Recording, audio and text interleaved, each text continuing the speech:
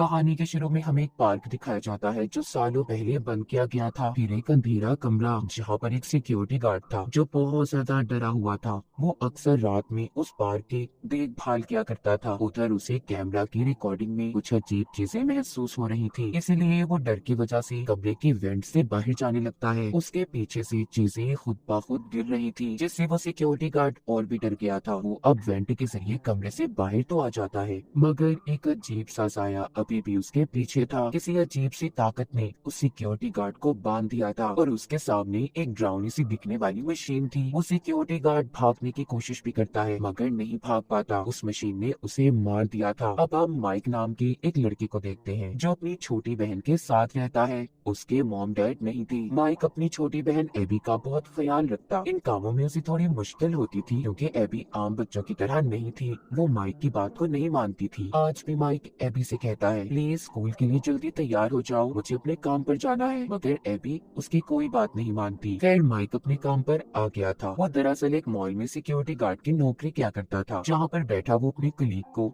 एक किताब दिखाता है। कहता है, मैं इसे अक्सर पढ़ता हूँ। ये किताब हमें हमारे सपनों से जोड़ती है। हम अपने सपनों में जाकर चीजों का पता चला सकते हैं। अब जब वो बैठा ये बातें कर रहा था तभी उसके साथ एक अजीब सा हादसा होता है। वो देखता है कि एक आदमी एक बच्चे को जबरदस्ती खींचकर अपने साथ ले जा रहा था। माइक जल्दी से ये देखकर उस आदमी के पास जाता है। माइक को ये लग रहा था कि वो आदमी शायद किडनैपर है। वो बच्चे को अगवा करके अपने साथ ले जाना चाहता है, इसलिए माइक उस आदमी को बहुत मारता है। मगर बाद में माइक को पता चलता है कि वो आदमी जिसे वो किडनैपर समझ रहा था वो तो असल में उस बच्चे के डैड थे और इसी वजह से माइक को नौकरी से निकाल दिया गया था। अब माइक को एक काउंसलर के पास दिखाया जाता है जो माइक को बता रहा था कि तुम्हारे बर्ताव की वजह से तुम्हें बहुत सी जॉब से निकाला जा चुका है। चलो मैं तुम्हें एक जॉब नौकरी के बारे में बताता हूँ जो एक अम्यूजमेंट पार्क में है। वहाँ पर तुम्हें रात में सिक्योरिटी गार्ड का काम करना है। वो पार्क तो कई सालों से बंद है, वहाँ पर इसीलिए कोई आता जाता भी नहीं है। बस वहाँ का मालिक उसे महफूज रखना चाहता है, इसीलिए बस तुम्हें इस बात का ध्यान रखना होगा कि वहाँ पर कोई आए ना और उसे साफ रखना है। ये सब सुनकर माइक नौकरी से मना कर देता है क्योंकि उसके घर में छोटी बहन एबी थी जिसे वो रात में अकेला नहीं छोड़ सकता था। मगर जाते हुए फिर भी वो काउंसलर उसे अपना कार्ड दे देता है। उसी रात जब माइक घर आता है तो उसके घर पर एक बेबी सीटर थी, यानी कि वो लड़की। माइक जब घर से बाहर होता तो वो एबी का ख्याल रखा करती थी। वो बताती है कि एबी ने अभी तक खाना नहीं खाया। माइक एबी के पास जाता है जो अभी भी ड्राइंग बनाने में मसरूफ थी और खाना खाने से मना कर देती है। अगले दिन माइक एबी को लेकर डॉक्टर के पास जाता है जहाँ पर उसकी आंटी भी थी। वो ये दावा करती है कि माइक अपनी बहन एबी का सही से ख्याल नहीं रख सकता और हर वक्त नींद में रहता है। एबी भी हर वक्त ड्राइंग में मसरूफ होती है। मुझे डर है कि एबी को कोई दिमागी मसला न हो जाए, इसीलिए मैं एबी को अपने पास रखना चाहती हूँ। मगर डॉक्टर उन्हें समझाती है और कहती है, देखिए एबी बिल्कुल ठीक है और शायद वो अपने भाई के साथ ही रहना चाहती है। ये बात सुनकर माइक की आंटी को गुस्सा आ गया था। वो माइक को कोर्ट के पेपर देकर कहती है कि अगर तुमने खुद मेरे पास एबी को ना भेजा तो मैं तुम्हारे ऊपर केस कर दूंगी। इतना कहकर वो वहाँ से चली गई थी। अब माइक डॉक्टर को बताता है कि मेरी आंटी को एबी की कोई फिक्र नहीं है, वो बस पैसों के लिए ये सब कर रही है। मेरे पास कोई नौकरी भी नहीं है। पर फिर मैं ये सोचता हूँ मुझे एबी को आंटी के पास भेज देना चाहिए। तभी डॉक्टर कहती है, नहीं, तुम्हारे से अच्छा तुम्हारी बहन का कोई ख्याल नहीं रख सकता, इसलिए बस अपनी अच्छी सी नौकरी तलाश करो। अब रात को माइक जब सो रहा था तो वो अपने सामने एक तस्वीर को देखता है जो कि जंगल की थी। वो उसे देखते देखते सो गया था और अपने सपने में खुद को उन्हीं जंगलों में पाता है। जब वो छोटा था तो अपने मॉम डैड और छोटे भाई के साथ छुट्टियां मनाने गया था। सभी बहुत खुश थे, मगर तभी उधर अचानक से एक अनजान आदमी आया जो अपनी गाड़ी में माइक के छोटे भाई को अगवा कर ले गया। इसी के साथ माइक भी नींद से जाग जाता है। अब वो काउंसलर को कॉल करता है क्योंकि उसके पास नाइट सिक्योरिटी गार्ड की नौकरी करने के अलावा कोई दूसरा रास्ता नहीं था, इसीलिए उसने नौकरी के लिए हाँ बोल दिया था। काउंसलर भी बहुत खुश होता है और अब वो उसे सारी जानकारी देता है उसी पार्क के बारे में जिसका नाम फ्रेडी फेज़बियर्स था। वो बताता है कि कुछ सालों पहले ये पार्क बच्चों में बहुत मशहूर था, बहुत पसंद किया जाता था, मगर एक हादसे की वजह से इसे बंद कर दिया गया। पार्क में कैमरास भी लगाए हुए हैं, बस तुम्हें इस बात का ध्यान रखना है कि पार्क में कोई दाखिल ना हो। अब खैर माइक पार्क में आ जाता है और वहाँ पर चीजों को देखने लगता है, जिसमें उसे एक पुरानी वीडियो टेप मिलती है, जिसे जब वो चलाकर देखता है तो उसमें पार्क के बारे में बताया गया था कि वो पार्क अपने वक्त में बहुत अच्छा बनाया गया। बहुत सी गेम्स, एनिमल रोबोट्स मतलब जानवरों की शक्लों वाले रोबोट्स जो इंसानों से बात भी कर सकती थी, उन्हें खास टेक्नोलॉजी के जरिए कंट्रोल किया जाता था। अब उस वीडियो में आगे जब कुछ बताया जाने वाला था तो वीडियो टेप बंद हो जाती है। ये देख कर माइक डर गया था। अब रात के 3 बज चुके थे, इसलिए माइक उधर ही बैठा टेबल पर सर रख कर सो जाता है और दोबारा से अपने सपने में गुम हो गया था, जहाँ पर इस बार वो अपने भाई को अगवा होते हुए देखता है तो उसे अपने पीछे 5 बच्चे नजर आते हैं। माइक उन बच्चों से पूछता है, क्या तुमने उस आदमी को देखा जो मेरे भाई को अगवा करके ले जा रहा था? मगर बच्चे कोई जवाब नहीं देते और वहाँ से जाने लगते हैं। माइक भी भागता हुआ उनका पीछा कर रहा था। इसी उसमें माइक सपने से जाग जाता है। उसकी आँख खुल गई थी, सुबह भी हो जाती है। माइक रात की ड्यूटी पूरी करके अपने घर आ गया था, जहाँ पर वो एबी के बेबी सीटर से कहता है कि तुम फिक्र नहीं करना, मैं जल्दी तुम्हें पैसे दे दूंगा। बेबी सीटर कहती है कोई बात नहीं, मुझे वैसे भी एबी का ख्याल रखकर अच्छा लगता है। इतना कहकर वो चली जाती है। बेबी सीटर अब एक होटल में माइक की आंटी से मिलने आती है। उसके साथ उसका भाई भी था। दरअसल इस बेबी सीटर को माइक की आंटी ने उस पर नजर रखने के लिए भेजा हुआ था, ताकि उन्हें माइक की कमजोरी का पता चले और उसे कोर्ट में साबित करके एबी की कस्टडी को ले लिया जाए। मगर बेबी सीटर उन्हें बताती है कि माइक एक बहुत अच्छा इंसान है और वो अपनी बहन का बहुत ख्याल रखता है, लेकिन हाँ, मुझे लगता है कि माइक को कोई नींद की बीमारी है, वो दवा को लेकर बहुत सोता है। यहाँ पर बेबी सीटर का भाई कहता है, अभी कुछ दिन पहले माइक ने एक पार्क में सिक्योरिटी गार्ड की नौकरी की है। अगर हम उधर जाकर तोड़ फोड़ करें तो वहाँ का मालिक उसे नौकरी से निकाल देगा और फिर कोर्ट में भी ये साबित हो जाएगा कि माइक किसी काम का नहीं, इसलिए एबी की कस्टडी आपको मिल जाएगी। ये प्लान आंटी को बहुत अच्छा लगता है और फिर इसके बदले में वो उन्हें बहुत से पैसे देने का वादा भी करती है। दूसरी तरफ रात को माइक दोबारा से पार्क में जाता है और फिर से निगरानी करते करते सो गया था और अपने सपने में पहुंच जाता है। वो फिर से 5 बच्चों को देखता है और पूछता है कि क्या तुमने मेरे भाई को देखा था? मगर बच्चे इस बार कोई जवाब नहीं देते और गायब होकर माइक को जख्मी करने लगते हैं। एक बच्चा माइक के सामने आता है जिसकी आंखें काली पड़ गई थी। ये देखकर माइक डर गया था और उसकी आंख खुल जाती है। तभी वो असल दुनिया में देखता है कि बाहर से किसी ने सिक्योरिटी अलार्म बजा दिया है। वो जब जाकर देखता है तो उधर एक पुलिस ऑफिसर थी जो अपना नाम वेनिसा बताती है। वो अक्सर रात में इस पार्क का जायजा लेने आया करती थी। वो माइक की चोट देखकर पूछती है, क्या तुम ड्यूटी के दौरान सो तो नहीं रहे थे? मगर ये क्या, चोट तो माइक को सपने में लगी थी, तो हकीकत में वो कैसे जख्मी था? और क्या वेनिसा इस बारे में सब कुछ जानती थी, जो हमें आगे आगे कहानी में पता चलेगा। खैर वेनिसा अंदर आ जाती है और माइक से बातें करने लगती है। वो बताती है कि क्या तुम जानते हो इस पार्क में कोई सिक्योरिटी गार्ड ज्यादा देर तक नहीं टिक पाता। सुना है यहाँ पर अजीब अजीब हादसे होते हैं। कई साल पहले यहाँ पर कुछ बच्चों को अगवा करके लाया गया, मगर छानबीन करने पर कुछ नहीं मिला, इसलिए पार्क को बंद कर दिया गया। वेनिसा पार्क में माइक को एक बटन चलाकर दिखाती है जिधर कुछ एनिमल रोबोट्स जिसमें बियर, भालू, बनी, चिकन सभी म्यूजिक बजा रही थी। माइक सब देखकर बहुत हैरान होता है। इतनी देर में सुबह भी हो गई थी। वेनिसा जाते हुए माइक से कहती है, पार्क के मामलात को गहराई से जानने की कोशिश मत करना, सिर्फ अपने काम से काम रखना, अपनी ड्यूटी पर ध्यान देना। इतना कहकर वो वहाँ से चली जाती है। माइक भी अपने घर आ गया था। पीछे पार्क में बेबी सीटर का भाई कुछ गुंडों को लेकर वहाँ जाकर तोड़ फोड़ कर रहा था, तो तभी वो एनिमल रोबोट जो पार्क में थे खुद ब खुद जिंदा हो जाते हैं और सबको बहुत ही बेरहमी से मार दिया था। बियर वहाँ पर बेबी सीटर के भाई को कच्चा चबा जाता है। खाना थोड़ा अजीब, जब बेबी सीटर अपने भाई को ढूंढने जाती है तो उसे भी किसी ने मार दिया था। ऐसा क्यों हो रहा था? अब वेनिसा माइक के घर आती है और बताती है कि कुछ लोगों ने पार्क में घुसकर तोड़ फोड़ करने की कोशिश की और वहाँ से हमें ये तुम्हारी नींद की दवा मिली है। तुम खुद ही सब कुछ बताओगे या मैं पुलिस में जाकर तुम्हारी रिपोर्ट कर दूं? माइक अब वेनिसा को अपने बारे में बताता है कि एक दफा मैं और मेरे मॉम डैड, मेरा छोटा भाई छुट्टियां गुजारने जंगल में गए थे, जहाँ पर मेरा भाई अगवा हो गया। उस वक्त मैं बहुत छोटा था और इसी दुख में मेरे मॉम डैड की भी मौत हो गई। मैं और एबी अब अकेले रहते हैं, पर मुझे लगता है मैंने उस किडनैपर को देखा था, पर भाई के खो जाने के दुख ने मुझे उस किडनैपर की शक्ल भुलवा दी। मैं इसीलिए नींद की दवा लेता हूँ ताकि उस हादसे को याद करके मैं सो जाऊं और सपने में उस किडनैपर का चेहरा देख सकूं। ये सुनने के बाद वेनिसा उसे जाने देती है, मगर उसने उसकी नींद की दवा को फेंक दिया था, इसीलिए ताकि वो पार्क में तो दवाई खाकर बिल्कुल भी ना सो सके। वेनिसा कुछ तो जानती थी जो अब तक कुछ भी नहीं बता रही थी।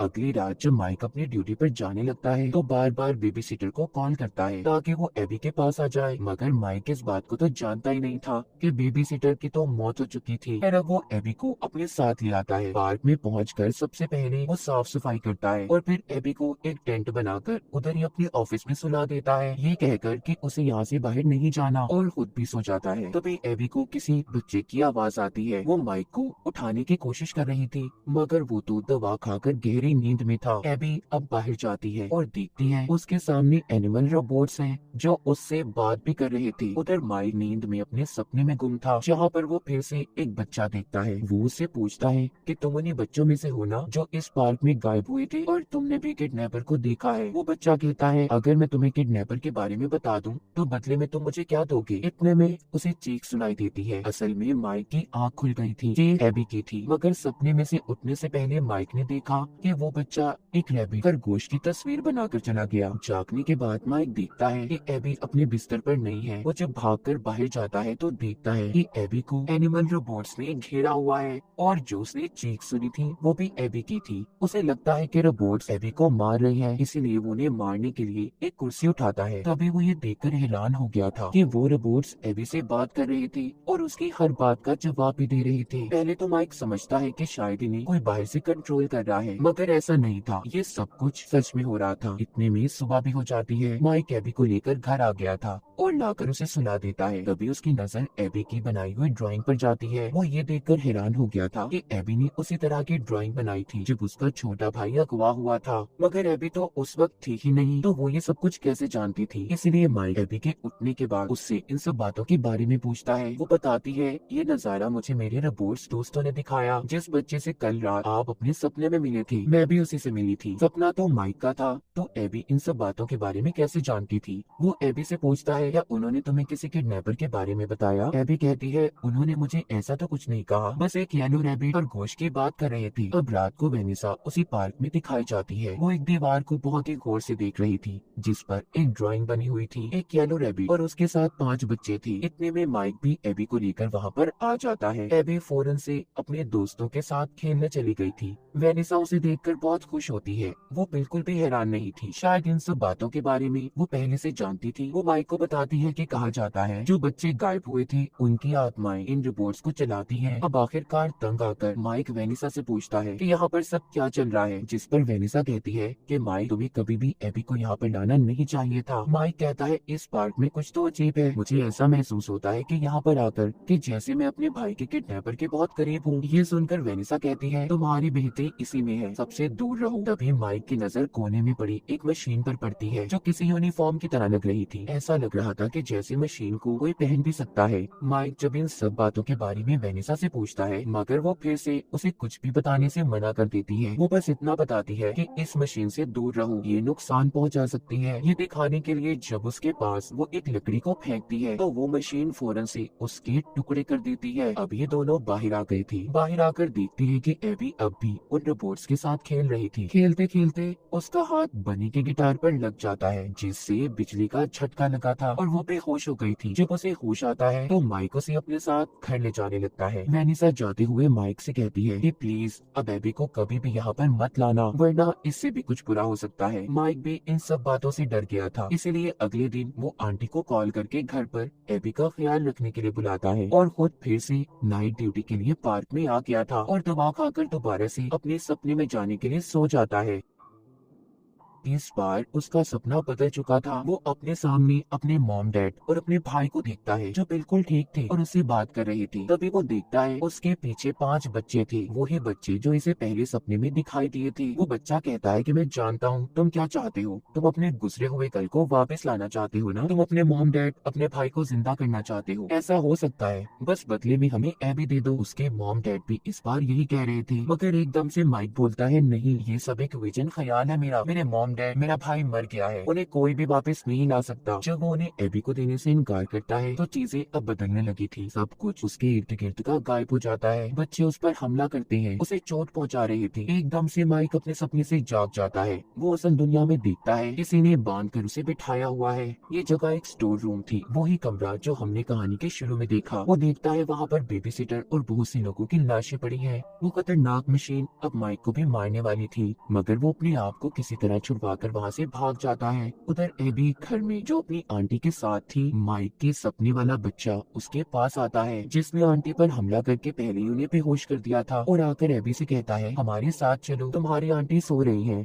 एबी भी उनके साथ जाने के लिए तैयार हो गई थी। उधर माइक वेनिसा के पास था, जो उसे बताती है कि वो उसे पार्क के बाहर जख्मी हालत में मिला था। माइक अब वेनिसा से पूछता है कि प्लीज मुझे बताओ कि आखिर सब क्या चल रहा है। कौन आखिर ये आत्माएं हैं जो अपने साथ एबी को ले जाना चाहती हैं? यहाँ पर वेनिसा अब सारा सच बताती है। वो कहती है कि ये पार्क दरअसल मेरे डैड का है। येलो रैबिट कोई और नहीं बल्कि वेनिसा के डैड थे, जो रैबिट वाला ड्रेस पहनकर बच्चों के साथ खेला करते थे। वो कहती है मेरे डैड बहुत बुरे इंसान थे, उन्होंने बच्चों को यहाँ पार्क में कैद कर दिया और उन्हें मारकर उनकी आत्माओं को इन रिपोर्ट्स में कैद कर दिया। अब उन बच्चों की आत्माएं भी बुरी आत्माएं बन गई हैं। वो एबी को भी अपने जैसा बनाना चाहती हैं। पहले से मैं सारा सच जानती थी, मगर मैंने इस बात के बारे में कभी भी नहीं बताया। वो अब माइक को कुछ हथियार भी देती है, जिनकी मदद से वो उन एनिमल रोबोट्स का मुकाबला कर सकता था जिनमें बच्चों की आत्माएं थी। माइक जब वेनिसा को अपने साथ चलने का कहता है तो वो मना कर देती है और कहती है नहीं, मैं नहीं आ सकती तुम्हारे साथ, क्योंकि मैं वहाँ पर जाकर अपने डैड की अजीब सी ताकत के कंट्रोल में आ जाती हूँ। उधर एबी जो के पार्क में पहुँच गई थी, वहाँ पर एनिमल रोबोट अपना शो कर रहे थे। इसमें से एक रोबोट एबी को अपने साथ ले जाता है। माइक भी वेंट के रास्ते से अंदर आ गया था। वो कुछ रोबोट्स को बिजली के झटके देकर नीचे गिरा देता है। उधर वो रोबोट जो एबी को अपने साथ लेकर गया था, वो उस खतरनाक मशीन में एबी को डालने ही वाला था। तभी उधर माइक आ जाता है, जिसने सही वक्त पर एबी को आकर बचा लिया था और उससे माफी मांगता है कि आइंदा वो उसे कभी भी अकेला नहीं छोड़ेगा। तभी हम येलो रैबिट को देखते हैं, जो साइज में बहुत बड़ा था। असल में ये आदमी वेनिसा का डैड था, जो अब तक जिंदा था और बच्चों की आत्माओं को कंट्रोल करता था। और ये कोई और नहीं बल्कि वही काउंसलर था जिसने माइक को यहाँ पर नौकरी दी थी। वो काउंसलर जिसने रैबिट का मास्क पहना हुआ था, बच्चों की आत्माओं को अब भी माइक को मारने के लिए उकसा रहा था, जो एनिमल रोबोट्स में कैद थी। वो माइक से कहता है कि हाँ, मैंने ही तुम्हारे भाई को अगवा करके मारा था, अब तुम्हें भी वैसे ही मारूंगा। मगर तभी उधर वेनिस आ जाती है, जिसने आकर एबी को बचा लिया था और अपने डैड को उधर ही रुक जाने का बोलती है और कहती है नो डैड, अब मैं आपको कोई भी गलत काम करने नहीं दूंगी। यहाँ पर अब सही कहानी सामने आती है कि वेनिसा ही थी जो शुरू से अब तक हर काम में अपने डैड का साथ दे रही थी। उसके डैड लोगों को मारते और वेनिसा इस सच को छुपा कर रखा करती थी। अब वेनिसा ने जब अपने डैड पर बंदूक कर ली थी, मगर उसके डैड उसे भी मार गिराते हैं। माइक जो जख्मी था, वो एबी से कहता है कि तुम्हारे दोस्त इस आदमी के इशारों पर चलते हैं, उन्हें समझाओ कि इस आदमी ने उनका खून किया था और आज तक उनकी आत्माओं को अपने कंट्रोल में करके गलत काम करवाता है, तुम उन्हें समझा सकती हो। ये सुनकर एबी अब एक ड्राइंग बनाती है और उसे एक दीवार पर लगा देती है। उसमें एबी ने बनाया कि एक येलो रैबिट है और वो मासूम बच्चों को मार रहा है। ये ड्राइंग देखकर उन बच्चों की आत्माओं को सब कुछ याद आ जाता है। सभी आत्माओं ने वेनिसा के डैड पर हमला कर दिया था और उसे खींचकर अपने साथ ले जाते हैं। माइक भी एबी और जख्मी वेनिसा को बाहर ले आया था। माइक अपनी जिंदगी में खुश था। एबी ने भी अपनी आदतों को बदल दिया था। वेनिसा जो कि हॉस्पिटल में दाखिल थी, वो अब कोमा में थी और जल्दी ठीक होने वाली थी। हमें एक बार फिर से पार्क दिखाया जाता है, जहाँ पर अब भी वेनिसा के डैड जख्मी थे और अधमरी हालत में थी। उनके पास उसी बच्चे की आत्मा आती है जिसने माइक और एबी से बात की थी। वो बच्चा उसी हालत में वेनिसा के डैड को उस अंधेरे कमरे में बंद कर देता है। बाहर फिर हम एक टैक्सी ड्राइवर को देखते हैं, जिसके पास एक टॉय खिलौना था जो अचानक से जिंदा हो जाता है। और इसी के साथ इस फिल्म की कहानी भी यहीं पर खत्म हो जाती है।